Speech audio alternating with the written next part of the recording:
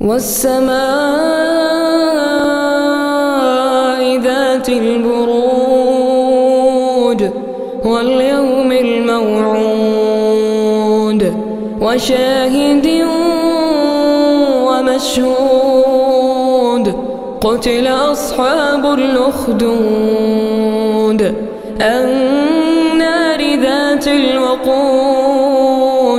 إذ هم عليها قعود وهم على ما يفعلون بالمؤمنين شهود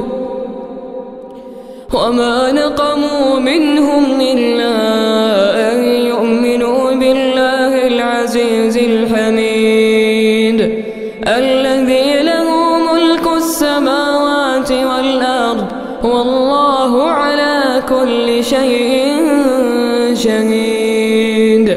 إن الذين فتنوا المؤمنين والمؤمنات ثم لم يتوبوا فلهم عذاب جهنم ولهم عذاب الحريق إن الذين آمنوا وعملوا الصالحات لهم جنات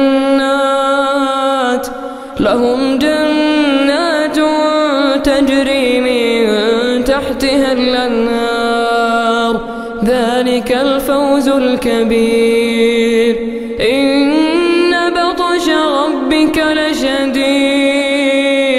إنه هو يبدئ ويعيد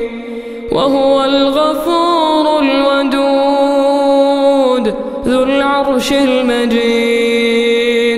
فعال لما يريد هل أتاك حديث الجنود فرعون وثمود